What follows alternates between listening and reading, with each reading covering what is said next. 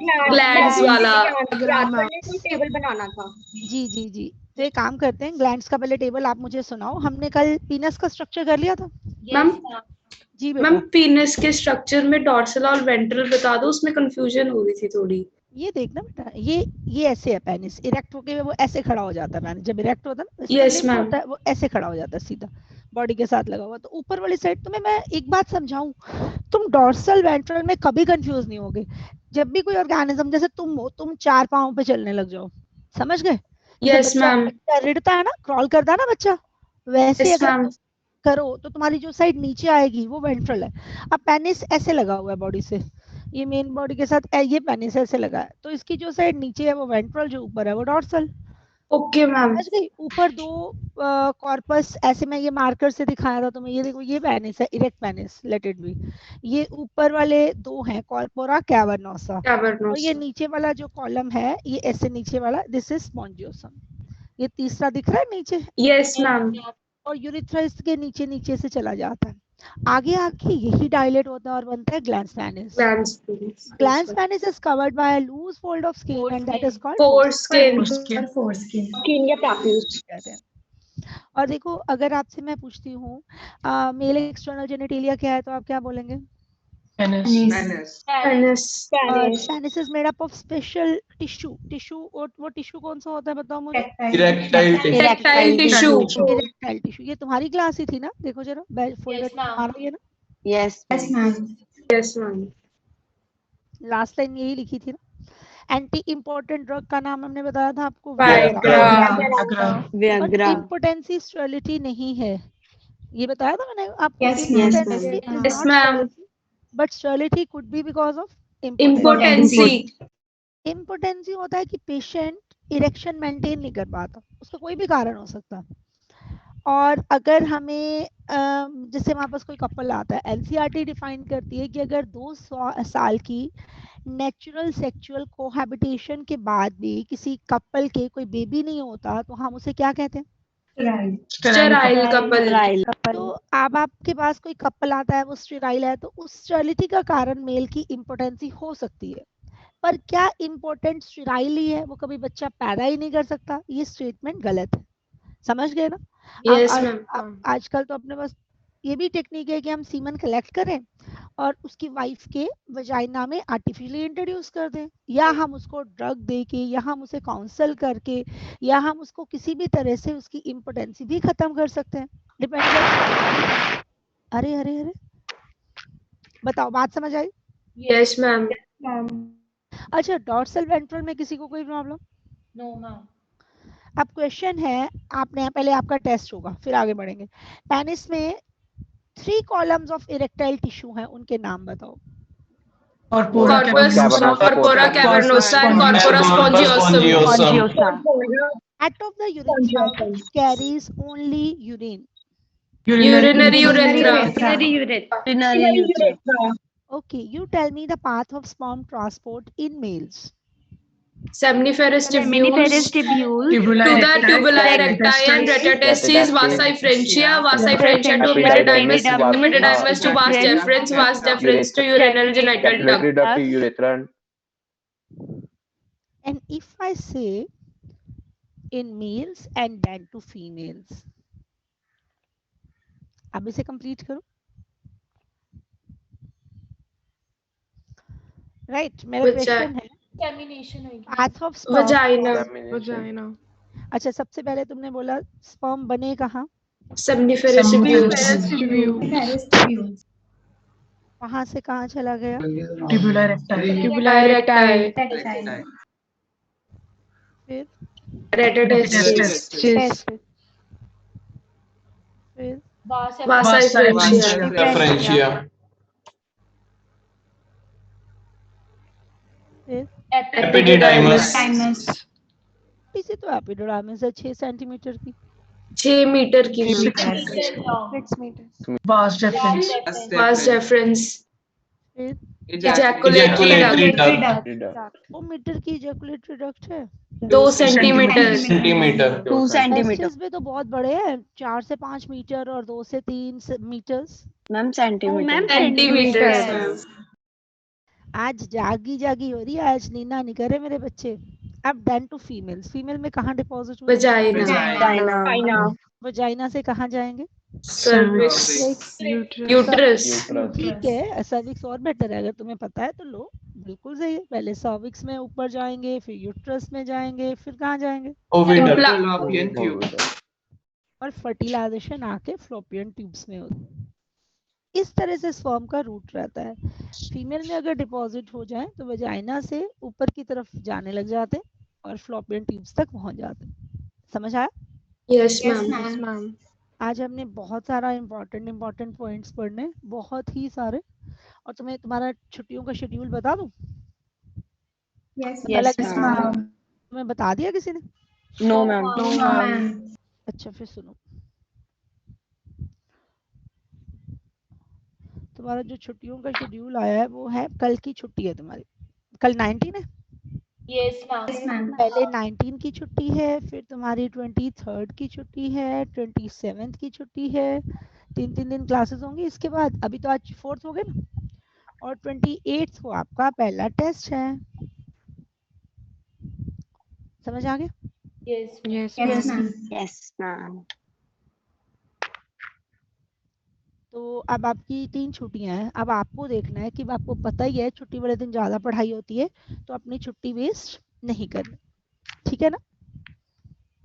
Syllabus test का मैं आपको कल कंफर्म कर दूंगी कि कहाँ तक आएगा, है ना? हम लोग डिसाइड कर लेंगे तो कल कंफर्म कर, परसों जब आओगे तुम। ये तो आना ही है जो हम कर रहे हैं। मेल सिस्टम तो पूरा आना है, फीमेल सिस्टम कहाँ तक आता है लेट यू नो।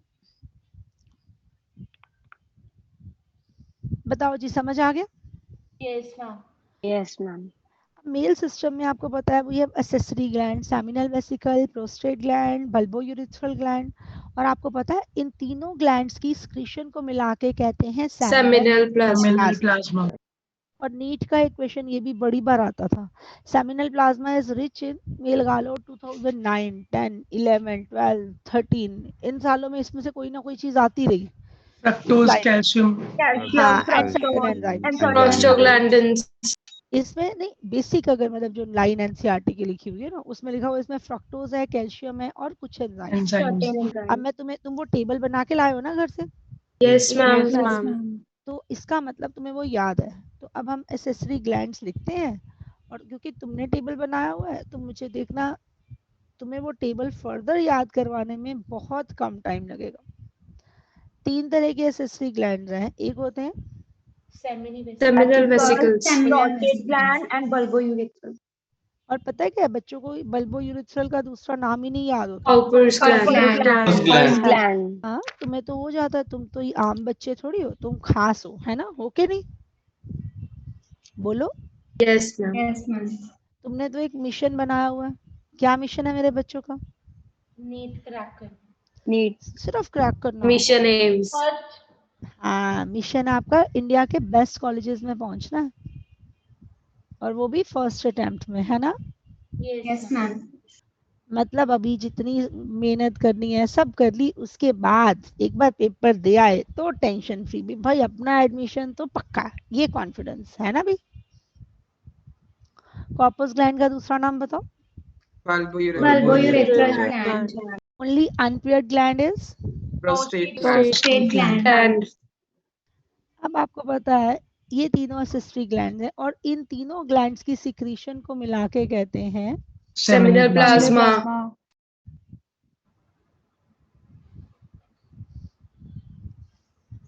तो आप बताओ जरा, सेमिनल प्लाज्मा और सीमन में क्या फर्क हुआ?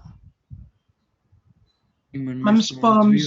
मैम सीमन में मैम स्पर्म्स भी होंगे Semen मैम। में sperms भी होंगे. या plus sperm is equal to semen. Seminal plasma, एक एनसीईआरटी की लाइन है जो बिल्कुल टॉप पे लिख रही हूँ, seminal plasma is rich in, उन्होंने बस इतना दिया, Fructose, calcium and some enzymes. Fructose, calcium.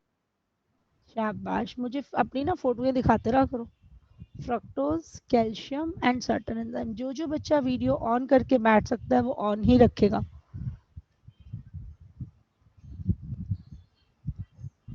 Fructose, calcium and certain enzymes, बताओ जी किस में रिच होता है? Fructose, Fructose, calcium and certain. Calcium and certain enzymes. Seminal plasma is rich in fructose, calcium and certain enzymes. अब तीनों glands हमें पता है, टेबल आप बना के लाओ। अब आप फटाफट मुझे बताओ कि सेमिनल प्लाज्मा मतलब पहले तो ये तीनों सिक्रीशंस एल्केलाइन है या एसिडिक? Alkaline. 60% सीमन कौन बनाता है? Seminal vesicles. 20 to 30%? Prostate gland. 5%? Copper's gland. और ये सब के सब की सिक्रीशंस कैसे होती हैं? Alkaline in nature. Question number 1, major part semen का कौन constitute? Seminal vesicles. Second major part among the Prostate gland. Okay. अब आप बताओ मुझे इनकी सिक्रीशन में जो चीजें हैं वो आपने कैसे याद करनी है?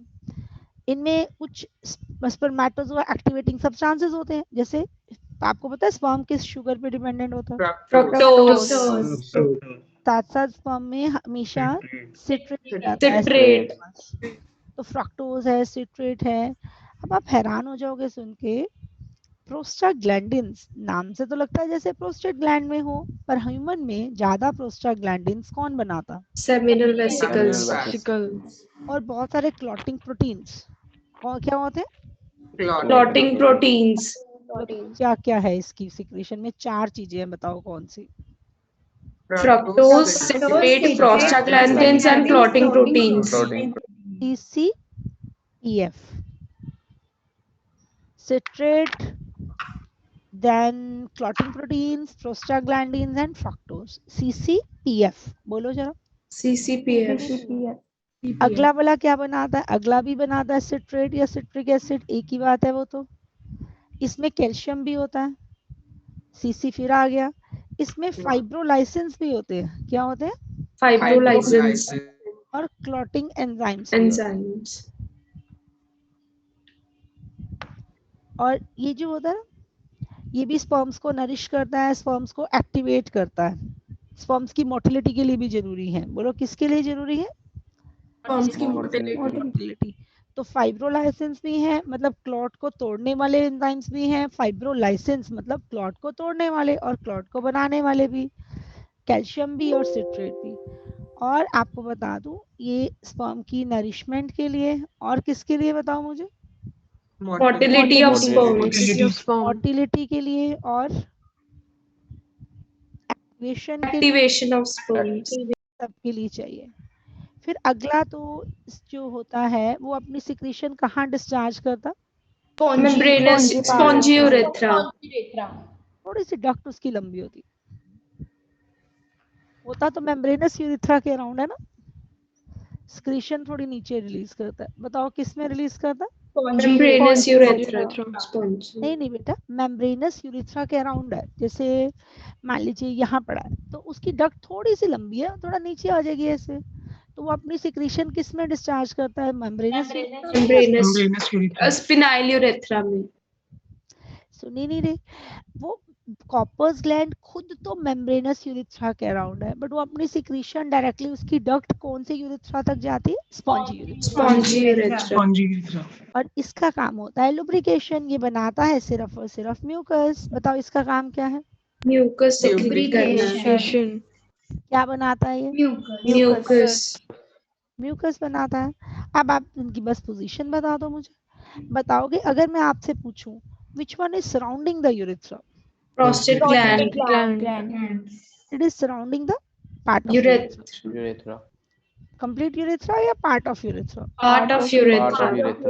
Which is present on either side of membranous urethra? Urethral glands. MU लिख दूं? अगर मैं पूछूं which are located near the base of bladder? Seminal vesicles. लो जी, आपके तीनों ग्लैंड्स अच्छे से कवर हो गए। अब आप पहले याद करेंगे फिर हम आगे बढ़ेंगे। मैक्सिमम सीमन कौन बनाता है? Seminal vesicles. Second maximum? Prostate gland. 5% mucus? Copper's gland.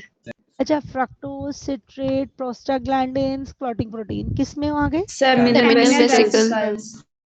Citrate, calcium, clotting enzymes and fibrinolysins Prostate gland. And mucus. Urethral glands. Main confusion होने का क्या होता है आपको कि प्रोस्टाग्लैंडिन्स में आप क्या प्रेफर कर जाओगे? Prostate gland. Prostate वो gland. गलती ना करना, इसमें सेमिनल वेसिकल्स। सिट्रेट तो दोनों में ही आ गया। क्लॉटिंग प्रोटीन्स भी अप्रोक्सीमेटली दोनों में ही है, वो एक ही बात है, क्लॉटिंग प्रोटीन्स और एंजाइम्स। वैसे कोई बहुत ही रूढ़िवादी हो मैचिंग दे दे तो ठीक है, सेमिनल वेसिकल में प्रोटीन्स है, उसमें एंजाइम्स है, बट ये बात नियरली सेम है। तो क्लॉटिंग प्रोटीन्स दोनों में आ गए और सिट्रेट दोनों में आ गए। एक में फाइब्रोलाइसिस भी है और क्या है, कैल्शियम, Calcium. और एक में शुगर है, फ्रक्टोज एंड प्रोस्टाग्लैंडिन्स। मैम जी बेटा। मैम मेनली नरिशमेंट का मतलब क्या है स्पर्म्स की? स्पर्म को भी तो फूड चाहिए ना। स्पर्म का शुगर जो होता है वो किस शुगर पे डिपेंडेंट है? फ्रक्टोज पे। नहीं मैम, ये तो हमने सेमिनल वेसिकल्स में पढ़ा, जैसे हमने एपिडिडाइमस में पढ़ा कि वो नरिश करते हैं, स्पर्म्स को स्टोर करके रखते हैं, उसका मतलब क्या हो एक गया? सेल रिलीज होगी ना, अब एक सेल रिलीज होगी तो उसको यहाँ पे भी होगी, उसको अपने लिए कुछ तो चाहिए ना, रेस्पिरेटरी सबस्ट्रेट। यस और नो? Yes ma'am. उसको ग्लूकोज चाहिए, उसको नरिशमेंट चाहिए, उसको सरवाइव करना है। हर सेल को, अगर मान लीजिए एक सेल है, उसको नरिशमेंट नहीं मिलेगी तो वो खत्म हो जाएगी। तो स्पर्म रिलीज होके वास डिफरेंस में पड़े, एपिडिडाइमिस में पड़े, जब तक बॉडी से बाहर नहीं आएंगे, नरिशमेंट चाहिए। अब फीमेल सिस्टम में भी जाते हैं तो एक्चुअली फीमेल सिस्टम में डिपोजिशन के बाद ना वो 1 या 2 दिन तक सरवाइव कर सकते हैं, 1 या 2 डेज, उसके बाद खत्म हो जाता है। तो 1 या 2 दिन के लिए वो अपने साथ अपना सीमन लेके जाते हैं ना, इकल्ले स्पर्म तो नहीं जाएंगे ना, पूरा सीमन रिलीज होगा तो उसमें फ्रक्टोज होता है, ये सारी चीजें होती है, तो उनको नरिशमेंट मिलती रहती है। समझ गए? और एक्टिवेशन का मतलब मैम? एक्टिवेशन, अब देखो मोबिलिटी है, स्पर्म जब बनते हैं वो मोबाइल ही नहीं होते, तो स्पर्म को एल्केलाइन मीडियम चाहिए, मतलब बहुत सारी चीजें जो अभी आगे अपने आप क्लियर हो जाएंगी। क्या होता है मैचुरेशन, कैपेसिटेशन, आज ही क्लियर हो जाएगी। ओके ये मैम। वर्ड्स बड़े नेचुरल से हैं, इनका मतलब वही होता है, एक्टिव स्पर्म एक्टिवेटेड थोड़ी है, एक्टिवेट करना है उनको। ये सारे ग्लैंड्स उनको एक्टिवेट रखते हैं, उन्हें नरिश रखते हैं, उनकी मोबिलिटी में हेल्प करते हैं। समझ गए? Yes ma'am. चाहिए तो अभी जैसे जैसे चैप्टर आगे जाएगा अपने आप ये चीजें आपको क्लियर हो जाएगी। अनपेयर्ड ग्लैंड कौन से हैं बताओ मुझे? Prostate Prostate gland. gland. और अगर मैं पूछूं, 2 तो यूरिथ्रा के पास हो गए, एक ही है जो बेस ऑफ ब्लैडर पे है, बताओ कौन सा? Seminal vesicles. Mineral vesicles. मुझे ये है कि पक्का तुम्हारा याद हो गया ये, यस और नो? Yes ma'am. Yes, मैं ma'am. आगे जा सकती हूँ? Yes, ma'am. Yes, ma'am. अगर तुमसे कोई, बैच नंबर 7, अगर तुमसे कोई फंक्शंस ऑफ एक्सेसरी डक्ट्स पूछे तो क्या बोलोगे? Nourishment. Storage, Nourishment, transport, storage and mobility. transport and mobility. Storage है, ट्रांसपोर्ट है, नरिशमेंट है, मोबिलिटी है। ओके, अगर तुमसे कोई फंक्शन ऑफ ग्लैंड्स पूछे तो क्या बोलोगे? What are the functions of male sex accessory glands? Ma'am activate करके रखना, Activation और nourishment. हमको Activation, वजाइना में nourishment. सरवाइव करवाना, ये सारे काम। चलो फिर लिख लो, मेल सेक्स एक्सेसरी ग्लैंड्स के फंक्शंस।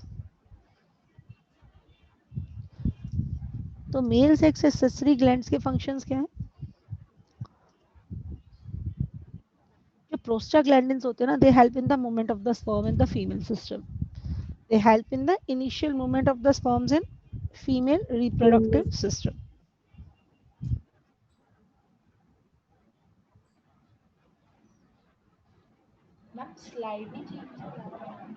आगे अगली स्लाइड पे आ जाए।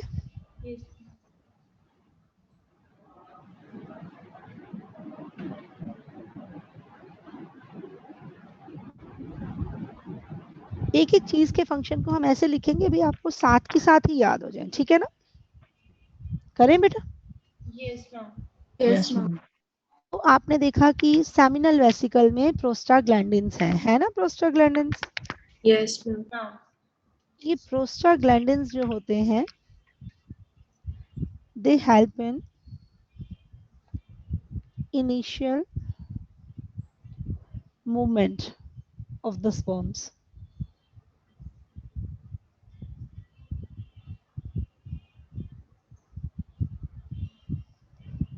in the female reproductive tract.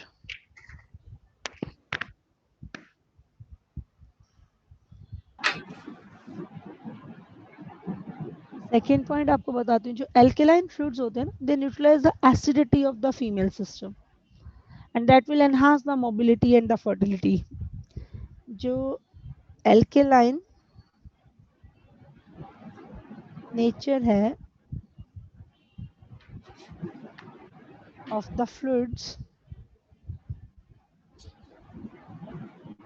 ये किस में हेल्प करती बताओ?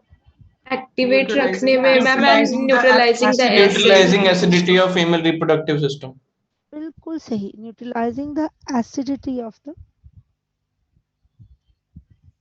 Female reproductive system. उसका क्या फायदा होता है?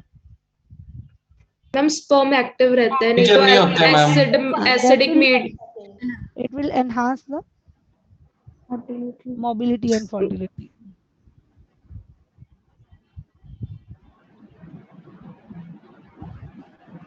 फिर आपको पता है फ्रक्टोज जो होता है that is the respiratory substrate for enzyme.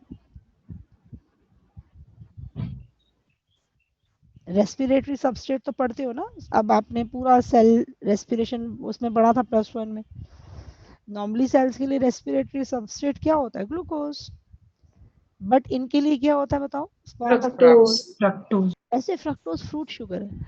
आप ये देख लो, जैसे हम अगर बोले कि हम रेप टेस्ट में कौन सी शुगर को डायग्नोज करेंगे? फ्रक्टोज को, क्योंकि ह्यूमन बॉडी में फ्रक्टोज है ही नहीं कहीं। तो फ्रक्टोज को सपोज हमने इंसेमिनेशन का कंफर्म करना हो भी हुई है कि नहीं हुई, तो एक टेस्ट हम ये भी कर लेते हैं फ्रक्टोज का। समझ आया? फिर जो क्लॉटिंग एंजाइम्स होते हैं ये ना सीमन को होल्ड रखते हैं नियर द सर्विक्स, और बाद में फाइब्रोलाइसेंस उसके ऊपर एक्ट करते हैं so that they can raise within the uterus then to the fallopian tubes and all. तो पहले जो क्लॉटिंग प्रोटीन्स हैं वो क्या करते हैं बताओ मुझे? They hold the semen near the cervix. जब सीमन ने रिलीज होना है तो वो एक कोएगुलम की तरह होता है, तो उसे होल्ड रखते हैं। एंड लेटर ऑन फाइब्रोलाइसेंस, बोलो कौन? फाइब्रोलाइसिस, that liquefies the semen so that sperms can easily ascend within the female system. तो पहले तो वो जब रिलीज होना है तो वो कोएगुलम की तरह हो तो वो अच्छे से डिलीवर हो सकता है।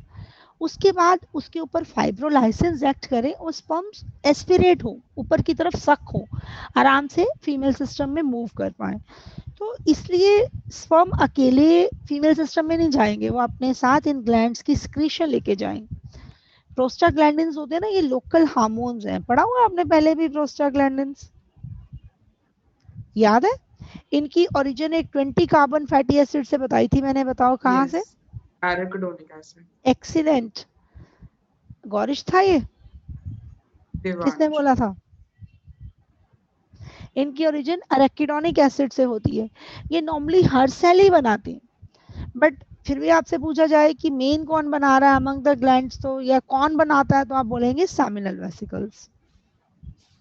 ये फीमेल सिस्टम में कॉन्ट्रैक्शंस करते हैं ताकि स्पर्म्स ऊपर की तरफ मूव हो। अगर अल्केलाइन नहीं होगा ना ये सिस्टम, तो स्पर्म, वो जो फीमेल सिस्टम में एसिडिक एनवायरनमेंट है वो स्पर्म को किल कर देगा। इवन आपको पता है जो यूरिथ्रा होता है वो भी एसिडिक होता है, उसमें से यूरिन पास किया होता है, वहां पे भी ये अल्केलाइन नेचर स्पर्म्स को सेव करती है। समझ गए ना? तो अल्केलाइन फ्लूइड्स है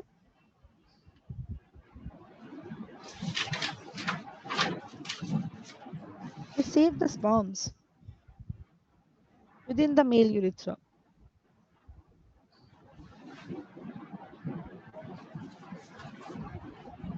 क्योंकि यूरिथ्रा पहले क्या हो चुका होता है? Acidic, because of the passage of urine. चलो देखते हैं जी, +1 का क्वेश्चन आ गया। यूरिन का पीएच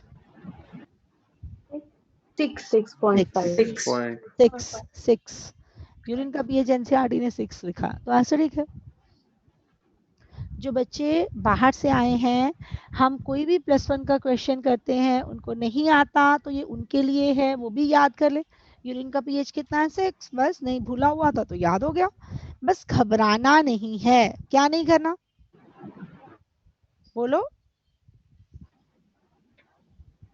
लक्षिता, क्या नहीं करना? घबराना नहीं है मैम। हाँ, तो बस ये याद रखना है कि हमने घबराना नहीं, हमने अपने आप को बहुत बहुत पॉजिटिव रखना है, तभी तो आगे बढ़ेंगे। और मैं तुम्हें बता दूं, बैच नंबर 7 स्वामी विवेकानंद की वो लाइंस कभी मत भूला करो, जो मेरी बहुत फेवरेट है, मैंने +1 में भी बताई थी। बताओ कौन सी लाइन याद है? Awake, arise and stop not till your, तुम्हें याद ही नहीं? Till your goal is achieved. ये इतनी वंडरफुल लाइन है ना, कितनी बार पढ़ी होगी तुम अपने स्कूल के, वो जो थॉट ऑफ द डे होता था तुम्हारे स्कूल में? Yes ma'am. Yes, ma'am. तुमने कभी पढ़ा था? Yes, ma'am. ये पढ़ा ही नहीं कभी? नहीं पढ़ा ही नहीं है ना, पढ़ते ही पढ़ा नहीं, था मैम। पढ़ा है मैम। पढ़ते ही नहीं थे। ऐसी ऐसी बातें हैं, में लिखा होता है क्या है, इन बातों में बहुत ताकत है। स्पीच भी दे रखी है मेरे स्कूल में। यामिनी ने? Yes ma'am. ये लाइन बहुत ताकतवर है बेटा, awake, arise and stop not till your goal is achieved. और ये लाइन भी याद रखा करो, स्कूल के बाहर लिखा होता है, तुम्हारे स्कूल के बाहर लिखा हुआ था ऐसा कुछ।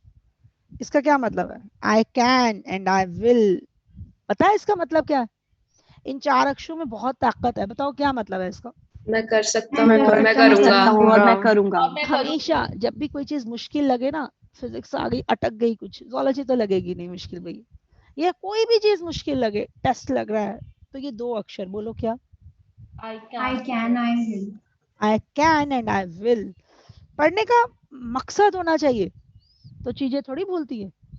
देखो, मैंने प्रोस्टाग्लैंडिन्स की फंक्शन बताया आपको कि उन्होंने फीमेल सिस्टम को ना ऐसे कॉन्ट्रैक्ट करते रहना, जिससे स्पर्म्स ऊपर जाते रहेंगे। अब जब स्पर्म रिलीज होना है तो इट शुड बी ए कोएगुलम, क्योंकि लिक्विड तो डिस्चार्ज रिलीज नहीं हो सकता ना, ये एक कोएगुलम होता है। जैसे तुमने एग वाइट देखा, एग वाइट, Yes, अंडे ma'am. का white, यस मैम। वो तो ट्रांसपेरेंट होता है, ये व्हाइट कलर का होता है सीमन, बस वैसा सा कोएगुलम होता है। और उसके बाद क्या होता है कि ये जैसे ही फीमेल सिस्टम में जाता है, इसके ऊपर फाइब्रोलाइसिस एक्ट करते हैं ताकि स्पर्म्स एस्पिरेट हो सके, ऊपर की तरफ जा सके।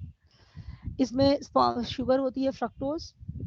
रेप टेस्ट में अगर मैं आपसे पूछूं कौन सी शुगर को हम चेक करना है, तो that is fructose. Clotting enzymes हैं, साथ के साथ इसमें क्लॉट को तोड़ने वाले फाइब्रोलाइसिस भी हैं। बाकी फीमेल सिस्टम की एसिडिटी है, मेल सिस्टम की एसिडिटी है, उसे न्यूट्रलाइज कौन करता? Alkaline fluid.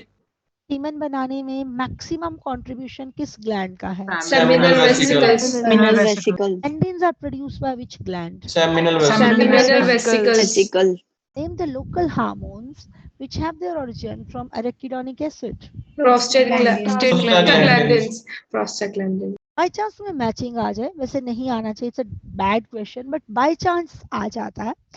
क्लॉटिंग प्रोटीन और क्लॉटिंग एंजाइम्स बताओ, कौन क्लॉटिंग प्रोटीन बनाता? Protein, seminal Vesicles and enzymes by prostate gland. सीधी बात है, पी के साथ पी नहीं लगाना, राइट? क्लॉटिंग प्रोटीन प्रोस्टाग्लैंडिन्स नहीं बना रहे, प्रोस्टेट ग्लैंड नहीं बना रहा, क्लॉटिंग प्रोटीन बना रहा है सेमिनल वेसिकल्स, और क्लॉटिंग एंजाइम्स बना रहा है prostate gland. If you need to select, otherwise clotting protein, क्योंकि एंजाइम्स प्रोटीन के ही तो बने होते हैं, तो there is no much difference. इसका मतलब दोनों ही क्लॉटिंग प्रोटीन्स बनाते हैं। सब्जेक्टिव में दोनों में भूल गया दोनों में लिखा है, कोई पंगा नहीं। बट तुम्हें पता, अगर उन्होंने मैचिंग आपसे पूछ ली बाय चांस और उन्होंने ऐसा कोई ट्रिक यूज किया, तो वहां पे भी तुम फंसोगे नहीं। क्लॉटिंग एंजाइम्स कौन बनाता? Prostate gland. और क्लॉटिंग प्रोटीन कौन बनाता? Seminal vesicles. और सीमन जो होता है वो अल्कलाइन होता है। यूरिथ्रा में से पहले क्या पास किया होता है? यूरिन। यूरिन के पैसेज की वजह से यूरिथ्रा हो चुका होता है एसिडिक। तो अल्कलाइन नेचर स्पर्म को सेव करता है। फीमेल सिस्टम भी एसिडिक है, अल्कलाइन नेचर वहां भी स्पर्म को सेव करता है। स्पर्म के लिए रेस्पिरेटरी सबस्ट्रेट का नाम बताओ। बहुत ही बढ़िया। अब आप नेक्स्ट टॉपिक पे आगे बताइए, नेक्स्ट टॉपिक क्या है? बोलिए। सीमन क्या है बेटा? इट्स द प्रोडक्ट ऑफ, इसमें आ जाते हैं sperms which are the product of testis plus seminal plasma which are the secretion of 3 glands. So पहले तो अपने आप को क्लियर रखो कि you should know the difference between, किसमें डिफरेंस बताओ? Seminal plasma and Plasma and semen. तो ये जो prostate gland, mucus, seminal vesicles, इन सब की सिक्रीशंस को कलेक्टिवली क्या कहा जाता है? तीनों Seminal plasma. Seminal plasma. Sperms जो होते हैं they are produced by testis, और कोई स्पर्म नहीं बनाता, टेस्टिस ने स्पर्म्स बनाए, वो सेमिनल प्लाज्मा के साथ जुड़ गया और उसने बनाया सीमन। सीमन का कलर होता है मिल्की वाइट, ये विस्कस होता है, एल्केलाइन होता है, इसे विस्कस बनाया हुआ है क्लॉटिंग प्रोटीन्स ने, क्लॉटिंग एंजाइम्स ने। इसका पीएच आपको याद करना पड़ेगा, अच्छा खासा एल्केलाइन है, 7.2 to 7.7। बोलो क्या? 7.2 to 7.2 to 7.7. 7.2 to 7.7. Milky white colour, ये नीट का क्वेश्चन था पुराना। Milky white colour is contributed bye prostate gland. Milky white colour के लिए कौन रिस्पॉन्सिबल होता? Prostate gland. Prostate gland. Calcium होता है ना, कैल्शियम होता है, इसमें बाइकार्बोनेट्स भी होते हैं। So this milky white colour is contributed bye prostate gland. और आपको एक बात बताऊं, एक सिंगल इजैकुलेट में 3 to 4 ml सीमन होता है।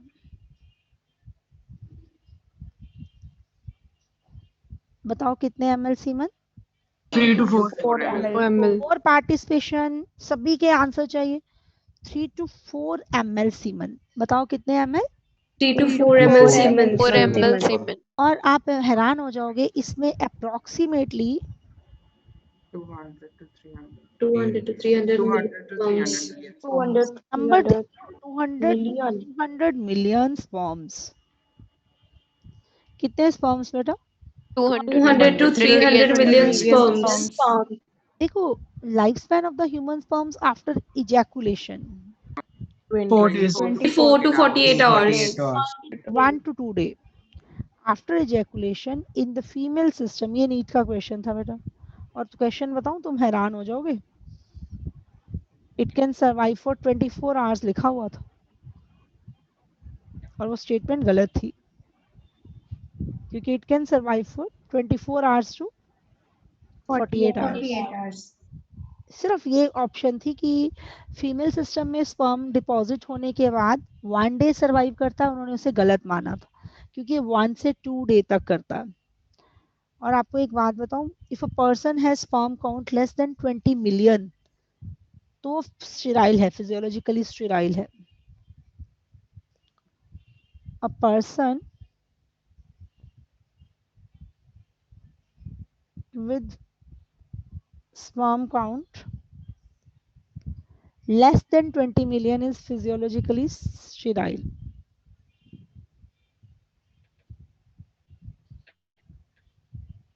अच्छा, 20 मिलियन कम है नंबर? बोलो। Normal ma'am. normal है उससे Sperm कम है. production के अब according कोई कम है. इतने कम स्पर्म बना रहा है तो वो हेल्दी भी नहीं होंगे, डेफिनेटली इसमें प्रॉब्लम होगी। कहाँ 200 to 300 मिलियन, कहाँ 20 मिलियन, 10 टाइम लेस है। समझ रहे हो ना? तो ये एबनॉर्मल स्पर्म्स ही होंगे, but this is physiologically sterile. अगर स्पर्म काउंट, मैंने क्या बोला, 20 मिलियन से भी कम है, तो हम उस कंडीशन को क्या कहते हैं? Sterile. Physiological ना sterile. एक एनसीईआरटी का बड़ा फेमस क्वेश्चन है, वो भी बहुत बार आया हुआ है नीट में। आपको पता है, जितने भी स्पर्म्स होते हैं ना, उन स्पर्म्स में 60% sperms should have normal shape and size, and at least 40% of them should have vigorous motility.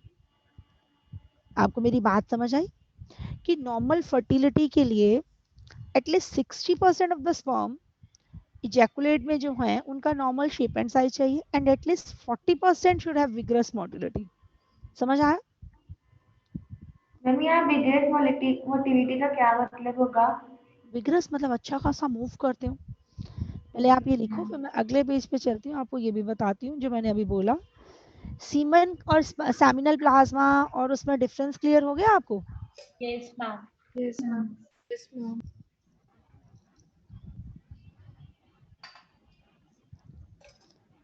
अब कल की छुट्टी आ गई तुम्हें? Yes ma'am.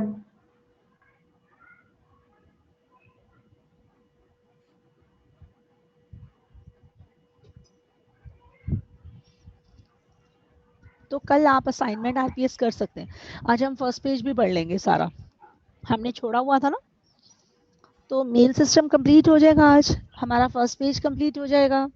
तो आप मेल सिस्टम के पूरे एमसीक्यूज कर सकते हो आराम से। फिर हम कल से फीमेल रिप्रोडक्टिव सिस्टम स्टार्ट करेंगे। इन्होंने शेड्यूल भी भेजा हुआ है, आपको बताती हूँ कहाँ तक बोला हुआ है फीमेल सिस्टम, बताऊँ? Yes ma'am. कल हम वैसे फाइनल कर लेंगे, अगर उसमें कोई चेंज चाहते हैं तो हम कर सकते हैं। Female system up to uterus बोला हुआ है, मतलब ये कि आपके साइनॉप्सिस के, अगर किसी ने आगे भी पढ़ने का मन हो, हमने पहला पेज पढ़ना है। मेल सिस्टम हमारा कंप्लीट आज हो जाएगा। फीमेल सिस्टम का पेज नंबर 5 और पेज नंबर 6। यूट्रस कहाँ तक आता है? पेज नंबर 6 इनकम, मतलब आधा, वजाइना से पहले पहले देखा आपने? Yes ma'am. तो ये यहाँ तक आपका टेस्ट का सिलेबस है, पेज नंबर 5 और पेज नंबर 6 पर। ये जो तुम पेज नंबर 5 देख रहे हो ना बेटा, ये ओवरी का जो स्ट्रक्चर है ये बहुत लंबा है, बहुत ही लंबा है। मतलब ये इसलिए हमें मतलब अगर हमें थोड़ी एडजस्टमेंट करनी हुई ना, हम अपने आप कर लेंगे, बिकॉज ये बहुत लेंथी है, इसको टाइम लग जाएगा। मैम हमारा टेस्ट कब है अब बता तो दिया तुम्हें आज 28 को है ना? Yes ma'am. 27 ऑफ है आपका, 28 आपका टेस्ट है। अभी कल की छुट्टी, फिर छुट्टी अगली 22 की है ना? 23 अच्छा 23, फिर उसके बाद 27 चलिए बताइए, स्पर्म्स और सेमिनल प्लाज्मा की सिक्रीशंस को मिला के क्या कहते हैं? Semen. Milky white color of the semen is basically because of Prostate gland. what is the pH of semen? 7.2 to 7.5. 7.7 her ejaculate में कितना सीमन होता है? 3 to 4 ml. ml. उसमें कितने मिलियन स्पर्म्स होते हैं? 200 to 300 million sperms. million. Ejaculation के बाद फीमेल सिस्टम में स्पर्म कितनी देर तक सरवाइव कर सकते हैं? 4 to 48 hours. ये जरूर लिख लो, ये नीट का क्वेश्चन है, ये इसको अंडरलाइन कर लेना। भी अकेला 24 आवर देके स्टेटमेंट गलत की हुई थी, टफ क्वेश्चन था काफी। और a person with sperm count less than 20 million, वो फिजियोलॉजिकली क्या है? Sterile. अगले पेज पे जा सकते हो? हम sperm count basically मतलब एक ही ejaculate में कितना निकलता है? कितना स्पर्म होता है। और तुमसे ये ऐसे भी पूछते हैं बेटा, वहाँ पे पेपर में क्वेश्चंस में तुम्हें असाइनमेंट में ये भी मिलेगा। जैसे मैं लिख दूँ स्टेटमेंट कि 200 to 300 मिलियन स्पर्म्स पर ml, तो ये बच्चे ठीक कराते हैं। ये लाइन ठीक है? No ma'am. गलत है। अक्षिता इसमें क्या गलत है बेटा? इसमें क्या गलत है बताओ? 3 to 4 आएगा। 3 to 4 ml आना चाहिए 4 मैम। ml आएगा मैम। हाँ जी, पर ml में तो 80 हो जाएगा या 100 हो जाएगा, इतना हो Yes, जाएगा ma'am. ना? यस और नो? Yes ma'am. तो ये Yes, जानबूझ के ऐसे करते हैं, मतलब ये वही है, अगर आपने ठीक से नहीं पढ़ा तो यू कैन हैव कंफ्यूजन। याद रखिएगा 200 to 300 million in 3 to 4 ml, तो वही आप देख लो 70 to 100 के आसपास आएंगे पर ml में, है ना? मैम एक बार ये नीट का क्वेश्चन रिपीट कर दो।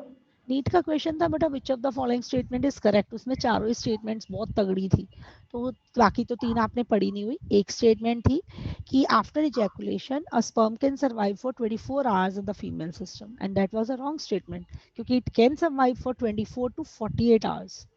मैम ये ऑप्शन थी 24 to 48 आवर्स की। वो अलग थी, जो करेक्ट थी वो अलग थी। Okay ma'am. ये स्टेटमेंट जो थी दैट इज 24 आवर्स, ये नीट में आया हुआ है, ये भी नीट में आया हुआ है, पर ml वाला पॉइंट हमने असाइनमेंट्स में कवर किया हो। आगे बढ़ो। Yes ma'am. जी बेटा। मैम जो आपने फोर्थ पॉइंट में मैम समझाया था उसका फिब्रिनोलाइसिस का, मैम वो हाँ, मुझे समझ नहीं, एक बार फिर से एक्सप्लेन कर दो। मैं बताती हूँ। जब ना सीमन रिलीज होता है ना, तो एक कोएगुलम होता है बेटा, वो जैसे मैंने बोला थोड़ा विस्कस होता है, गाढ़ा होता है। क्योंकि आप ही बताओ ना, अगर कोई चीज आपने कहीं ट्रेवल करवानी होती है, आप उसे कंपैक्ट कर देते हो, यस और नो? है ना? Yes ma'am. कोई मान लो मैंने रस्सी लेके जानी है, मैंने पाइप बाहर पानी देना है, मैं उसे फोल्ड करूंगी और मैं ले जाऊंगी। कोई भी चीज आपने ट्रांसपोर्ट करनी है तो आप उसे हमेशा एक कोएगुलम की तरह करते हैं। फिर जब वो डिपॉजिट हो जाता है तो अब उसने ऊपर चढ़ना है। फीमेल सिस्टम अभी तुम्हें कल बना के दिखाऊंगी, तो उसने ऊपर एस्पिरेट होना है। अब वो उसको लिक्विफाई होना चाहिए, तो सीमन में खुद ही फाइब्रोलाइसिस होते हैं जो उसे तोड़ देते हैं, सो दैट स्पर्म आराम से ऊपर की तरफ मूव कर सके। ओके। तो क्लॉटिंग प्रोटीन, क्लॉटिंग एंजाइम्स, फाइब्रोलाइसिस, ये तीनों चीजें हैं क्लॉट बनाने के लिए, कोएगुलम बनाने के लिए। We have proteins and enzymes. और प्रोटीन्स किस में है? सेमिनल वेसिकल्स में। एंजाइम्स है प्रोस्टाग्लैंडिन। वैसे दोनों भी लिख दो तो कोई इतनी गड़बड़ नहीं है, बट आपको पता है यहाँ क्वेश्चंस एक एक पॉइंट पे आते हैं, तो अगर इतना डिटेल भी कोई पूछ लेता है तो you should be able to answer. P के साथ पी नहीं लगाया, प्रोटीन्स मैंने पहले वाले में बताया सेमिनल वेसिकल में। अब फ्रक्टोज सेमिनल वेसिकल में, प्रोस्टाग्लैंडिन सेमिनल वेसिकल में, कैल्शियम है, सिट्रेट है। सिट्रेट तो दोनों में ही है, बट कैल्शियम किस में? Prostate Prostate gland. gland. Clotting enzymes और फाइब्रोलाइसिस किस में है? Seminal Vesicle. Prostate prostate gland. Prostate gland. तो मैंने कहा था अच्छे से पढ़ के आना, ये बच्चे भूल जाते हैं, मैं तुम्हें फिर याद करा देती हूँ। करना है? अलर्ट हो? लाओ मैं तुम्हें याद Yes, कराऊं कि ma'am. तुम्हें, तुम्हारे लिए 1 मिनट का काम होता है। देखो मैंने खुद भी तो लिखवाया, मैं कहाँ रुकती हूँ, पर तुम्हें क्यों दिया लिखने के लिए? भाई तुम्हें कंफ्यूजन ना हो। जैसे देखो, पहले तुमने बोला फ्रक्टोज सेमिनल वेसिकल, कैल्शियम उधर, क्लॉटिंग प्रोटीन, फिर क्लॉटिंग एंजाइम। मैं एक पहले वाला हमेशा सेमिनल वेसिकल का बोल रही हूँ, फ्रक्टोज उधर calcium, clotting protein, clotting enzyme. अब इसमें आपके पास प्रोस्टाग्लैंडिन्स, तो वहां फाइब्रोलाइसिस। बोलो क्या? Fibrolaisins. Fibrolysins. सिट्रेट तो दोनों में, एक में सिट्रेट लिखा हुआ है, सिट्रिक एसिड, उसमें कोई डिफरेंस नहीं होता, वो दोनों में सिट्रेट दोनों में है। और इधर कैल्शियम है। Milky white colour is imparted by the prostate gland. Maximum semen is contributed bye Seminal Seminal vesicles. vesicle. इन तीनों ग्लैंड्स की सिक्रीशन को क्या कहेंगे? Seminal plasma. Once they combine with the sperms, तो क्या बन गया? Semen. Semen. NCERT की ये लाइन है कि this is rich in calcium, fructose and certain enzymes. खत्म। ये सेमिनल प्लाज्मा है। और एक सिंगल इजैकुलेट में 3 से 4 ml सीमन होता है, जिसमें 200 से 300 मिलियन स्पर्म्स होते हैं। पर ejaculate this will come approximately 70 to 100 और पर ml इतना होता है। और स्पर्म जब फीमेल सिस्टम में डिपॉजिट किया जाता है तो वो 1 से 2 दिन तक सरवाइव करता है। कितने दिन तक सरवाइव करता है? 1 to 2 days. और एक बात बता दूं, फॉर नॉर्मल फर्टिलिटी के लिए इन एन इजैकुलेट कितने % स्पर्म होने चाहिए जिनकी नॉर्मल शेप एंड साइज हो? 60%. 60%. सीआरटी की लाइन है, थोड़ा आगे लिखा हुआ है, बट ये लाइन बहुत ज्यादा पूछी हुई है बेटा। फॉर नॉर्मल फर्टिलिटी, तो मैं नोट्स में तुम्हारे ये ले आई ताकि तुम्हें 3-4 बार ये भी याद करा दूं। In an ejaculate, at least 60% of the sperms should have normal shape and size, and at least 40% of them should have vigorous motility.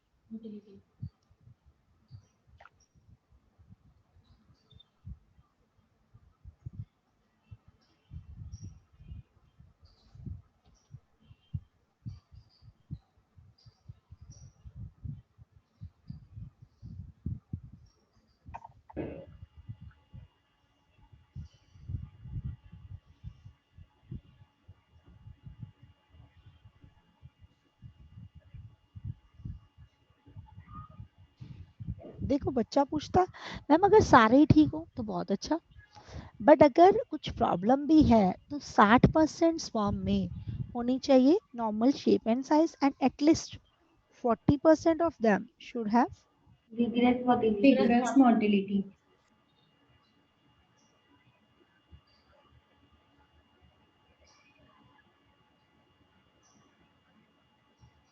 समझ आया ना? Yes, ma'am. और एक तुम्हें और नीट का क्वेश्चन देती हूँ, हमारी असाइनमेंट्स में है, बहुत ही इंपॉर्टेंट है, एनसीईआरटी की लाइन है। सिक्रीशंस ऑफ एपिडिडाइमिस, वास रेफरेंस,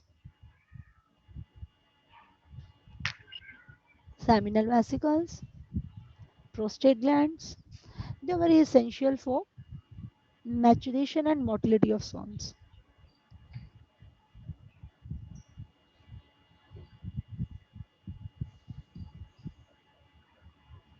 ये एनसीईआरटी है।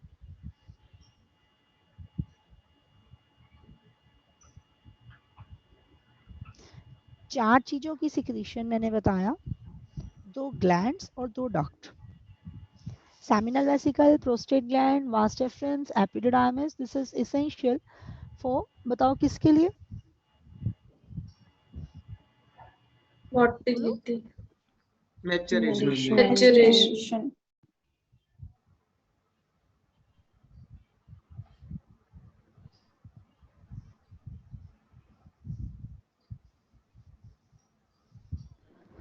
तो एपिडिडाइमिस है, वास डेफरेंस है। अब क्या करते हैं, क्वेश्चन बनाते हैं, ध्यान से सुनना। चलो देख लूं तुम क्या करते हो। तुमसे तुम्हारा छोटा सा टेस्ट ले रही हूँ। हाँ, Okay.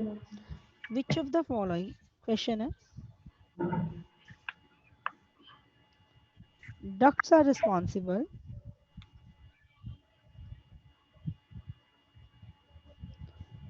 for the maturation and motility of sperms?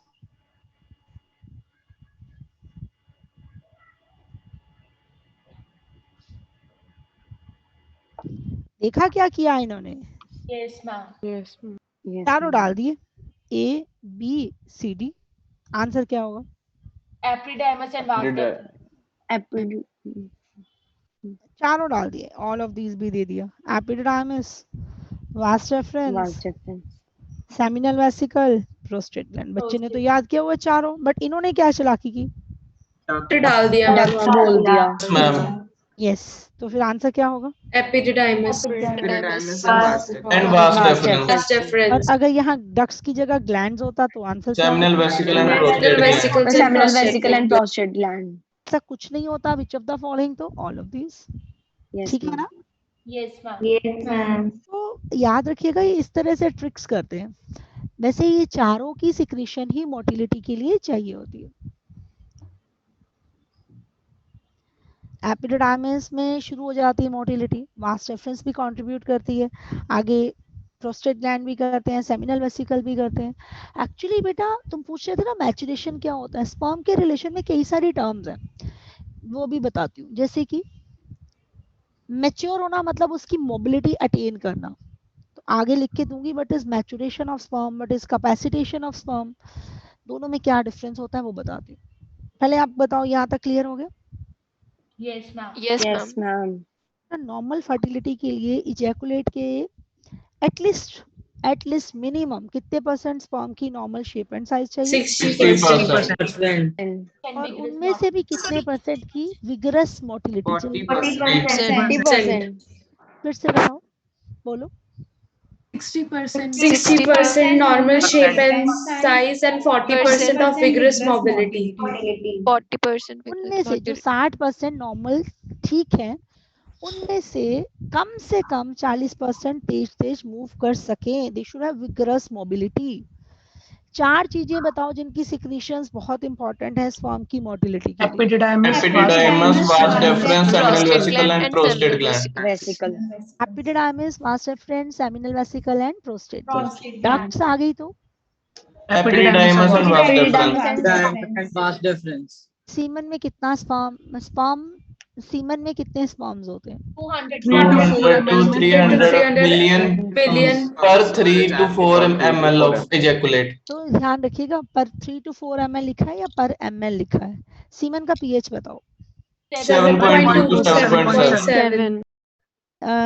Semen की कंट्रीब्यूशन में मैक्सिमम कंट्रीब्यूशन किस ग्लैंड का है? Seminal vesicles. vesicles. और सीमन के प्रोस्टाग्लैंडिन्स जो फीमेल सिस्टम को कॉन्ट्रैक्ट करते हैं, जो स्पर्म के इनिशियल मूवमेंट में हेल्प करते हैं, they are being produced by Seminal Vesicle.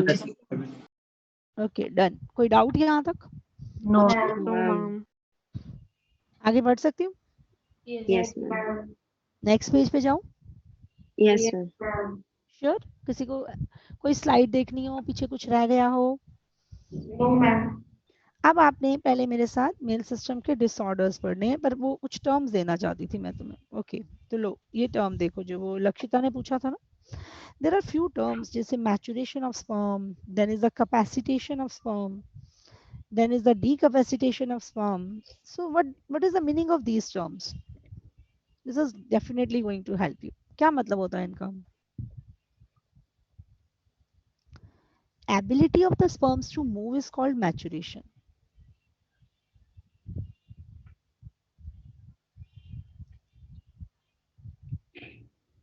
बताएं जरा, ability of sperm to move is called Maturation. ability of the sperm to fertilize is called capacitation.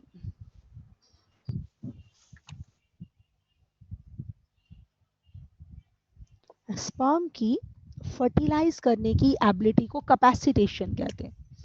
आपको पता है मैचुरेशन कहाँ होती है? ये तो आपको पता है, this is occurring in the male system. Male reproductive system maturation sperms में हेल्प कर रहा है. आपको मालूम है दोनों डक्ट्स हेल्प कर रही हैं, दोनों ग्लैंड्स हेल्प कर रहे हैं. पता है कि नहीं पता? Yes, ma'am. Yes, ma'am.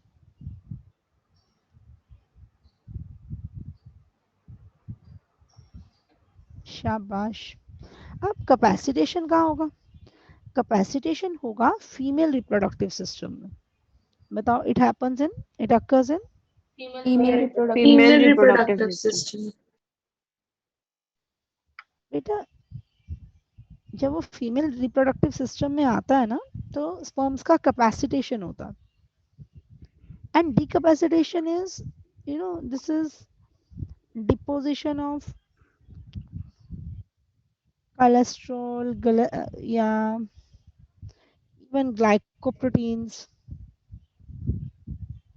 over the sperms.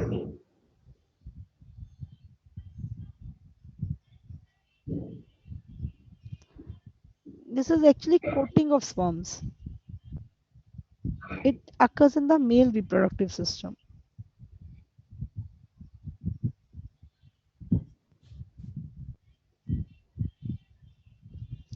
Female system में वो कवर उतार दिए जाते हैं, और फिर जब कवर उतारते हैं तो कैल्शियम इनफ्लक्स अकर, कैल्शियम अंदर जाता है और स्पर्म का मूवमेंट और फास्ट हो जाता है, उसकी फर्टिलाइजिंग कैपेसिटी बढ़ जाती है.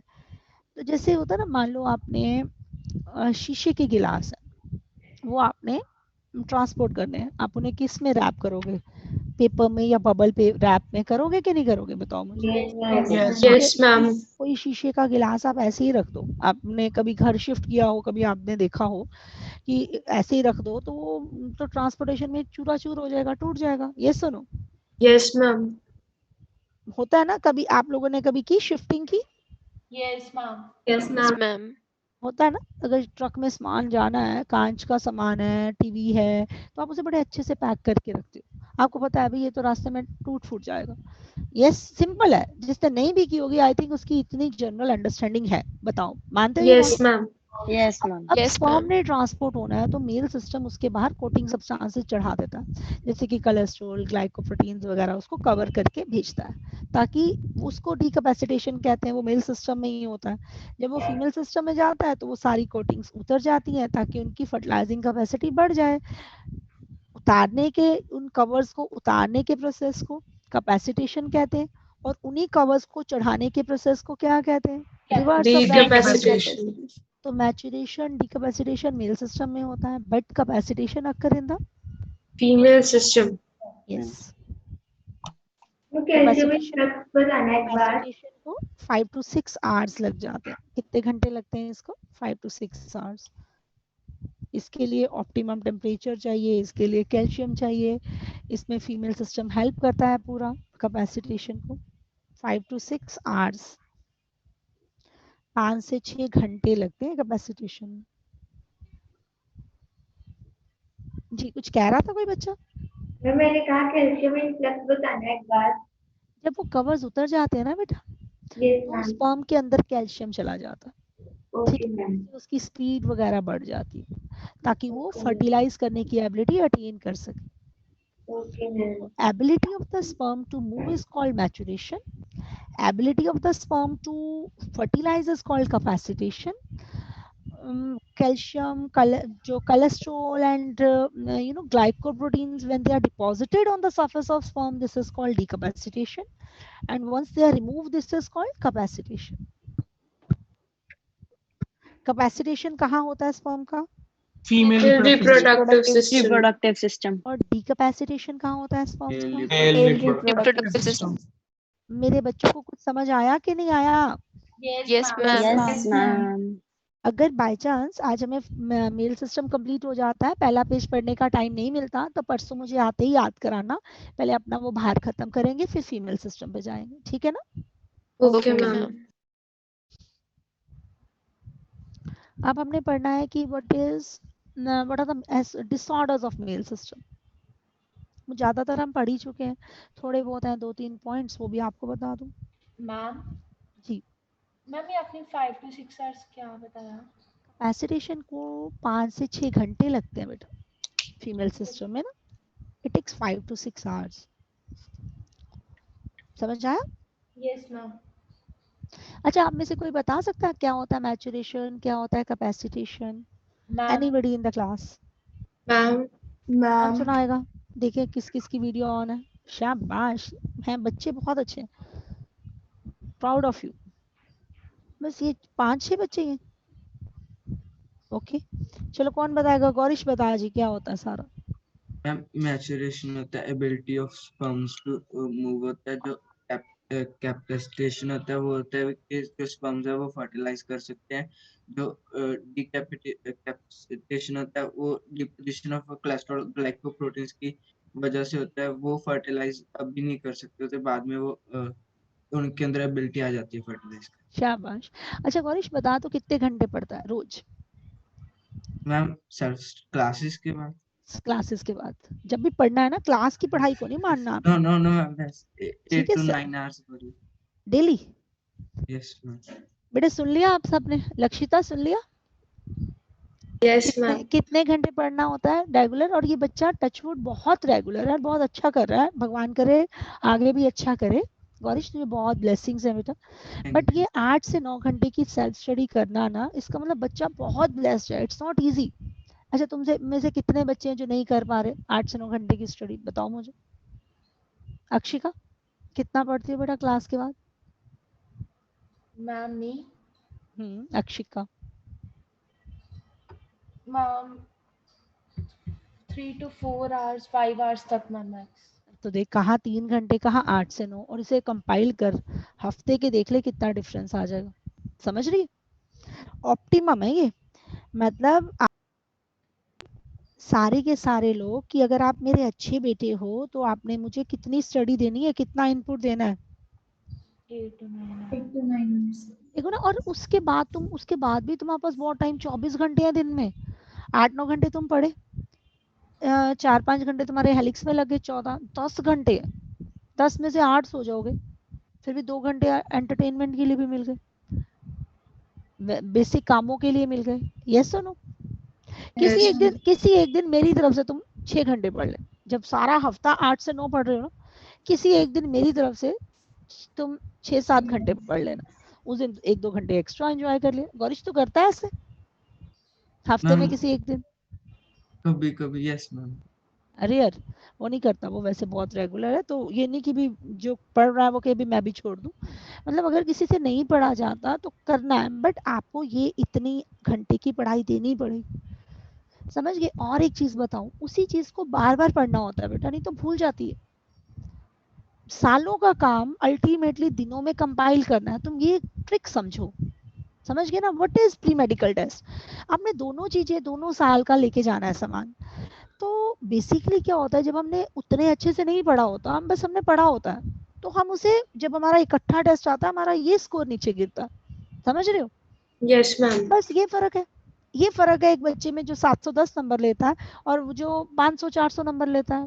पढ़ा तो वो भी था, उसे संभालना ही नहीं आता। एंड में ऐसे कंफ्यूज होता है, यार मैं क्या पढूं, मेरे को तो इतना कैसे पढ़ लूं। तो तरीका होना चाहिए, जब बार बार चीजों को पढ़ोगे, तुम्हें एक्स्ट्रा नहीं करना, वो भी करो ना, कुछ नहीं, तुम्हें बार बार करना है। सीमन का पीएच अपने बिल्कुल टिप्स पे हो। 7.22 7.5 7 ब्लड का पीएच कितना था? 6.8 6.8 आजा अक्षिता, तो क्लास यहीं से बाहर आ जा। 6.8 ब्लड का पीएच। आज तो तुम मेरे घर ही रहेगा। मैं तो ना मर्डर ही कर दूं। 7.36 to 7.4 7.36 to 7.4 हाँ 7.4 है ब्लड का पीएच, भूल गए। सीमन का वो तो कर स्लाइटली एसिडिक और स्लाइटली बेसिक में कंफ्यूज होगी। मैं कंफ्यूज हो गई। ब्लड का पीएच 7.4, मैं तो कहती हूँ कोई कभी भी नहीं भूल सकता। तुम अनोखे हो, महान बच्चे। ब्लड का पीएच कितना होता है? 7.4। मुझे एक बच्चे का फोन आया, पता नहीं तुम्हारी क्लास का, तो वो रो रहा था कि मैं बाहर से आई हूँ, तो मुझे कई बार लगता है कि भी मुझे चीजें नहीं आती इतनी अच्छे से। तो आज मैं उसको बता दूं कि बिल्कुल नहीं रोना, अगर वो तुम्हारी क्लास की थी। वैसे आया शाम को था, मैं भी शाम का बच्चा था। तो आप लोग प्लीज मेरी बात ध्यान रखो कि जो भी बच्चे बाहर से आए हैं वो ये ना समझे कि इनको, जिन्होंने बहुत अच्छे से पढ़ा उन्हें सब याद है। भाई ये तो ब्लड का पीएच भी भूले बैठे। तो तुम सेफ हो, सारे लोगों को भूल जाता है, बट ये है कि अलर्ट रहना है और पढ़ते रहना है। ब्लड का पीएच कितना होता? 7.4। हाँ जी। अच्छा, अब आप मुझे ये बताओ, मान लीजिए मैं डिसऑर्डर्स बताती हूँ आपको, तो आप मुझे बताओ कि प्रोस्टेट ग्लैंड एनलार्ज हो गया तो this is called hypertrophy of the prostate gland. उसमें कैंसर आ गया तो दिस इज कॉल्ड मैलिग्नेंसी। बाकी सारे डिसऑर्डर्स तो तुमने किए ही हुए हैं, तो दो डिसऑर्डर लिख देती हूँ और आपको कुछ टर्म्स दे देती हूँ। चलिए लिखते हैं disorders of blood, sorry disorders of mail reproductive system. करें?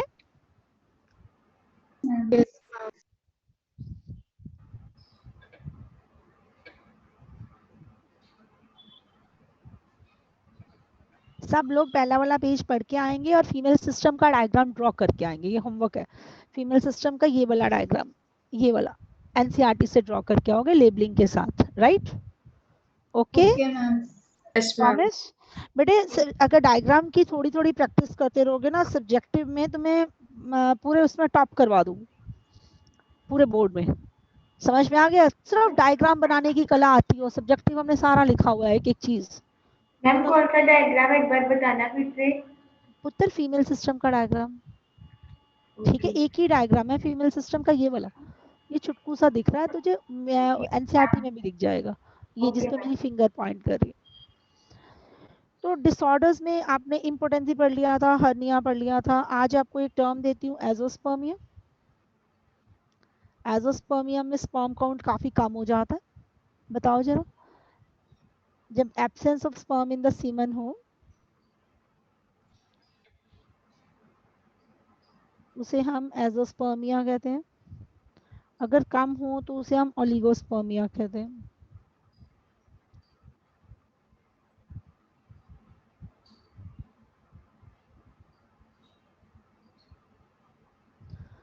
और एक आपने लिखना है prostatic cancer, that is the cancer of the prostate gland.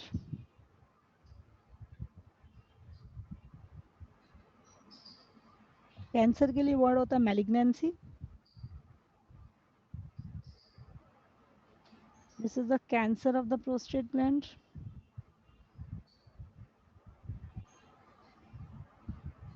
Malignancy word किसके लिए होता है? कैंसर। इसको, इसमें हमें सर्जरी करनी पड़ती है, सर्जिकली रिमूव किया जाता है फिर प्रोस्टेट ग्लैंड को, और इसमें हमें कीमोथेरेपी भी, ड्रग्स वगैरह भी देने पड़ेंगे। और sometimes we have to remove even testis. किसी को प्रोस्टेटिक कैंसर होना,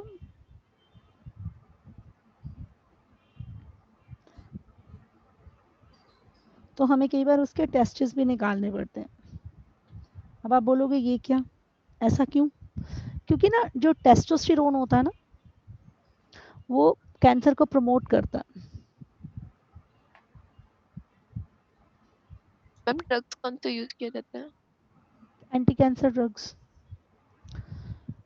और अगर कभी कैंसर ना हो, वैसे ही प्रोस्टेट ग्लैंड एनलार्ज हो जाए, जो नॉर्मली मेल्स में हो जाता है, ज़्यादातर मेल्स में हो जाता है, उसे कहते हैं benign hypertrophy of prostate gland.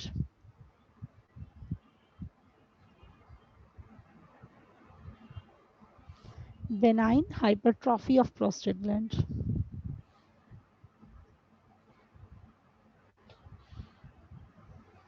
This is the enlargement of prostate gland. ये सिर्फ एनलार्जमेंट है, कैंसर्स नहीं हुआ। हाइपरट्रॉफी का मतलब सिर्फ बड़ा हो गया ना, बीएचपी कहते हैं, याद है? ये +1 में भी पढ़ा था। इसमें पेशेंट को रात को रुक रुक के यूरिन आता है, उसे नॉक्टोयूरिया कहते हैं। Yes ma'am. काफी प्रॉब्लम होती है। सो हाइपरट्रॉफी हो जाना, सिर्फ साइज बढ़ जाना। सो बेनाइन हाइपरट्रॉफी इज एनलार्जमेंट। इसमें पेनफुल यूरिनेशन रहेगा, रुक रुक के आएगा, रात को बार बार यूरिन के लिए पेशेंट को उठना पड़ेगा। And this is BHP। BHP stands for benign hypertrophy. हमारा टाइम हो चुका है। अगर इसमें से कुछ रह भी गया हो, आप इसका स्क्रीनशॉट ले लो, कल कर लेंगे। ये मैं इस पे डेट डाल देती हूँ। जी बेटा। मैम आपने यहाँ पे लिखा है surgically remove plus drugs. Ma'am prostate gland को रिमूव करना पड़ेगा? प्रोस्टेट को तो काफी रिमूव करना ही पड़ेगा ना, कई बार साथ में एडिशनली टेस्टिस को भी रिमूव करना पड़ता। ओके। यहाँ पे जो प्रोस्टेट ग्लैंड होता है ना, जब किसी चीज का कैंसर होता है हम उसे निकालने की कोशिश करते हैं बेटा।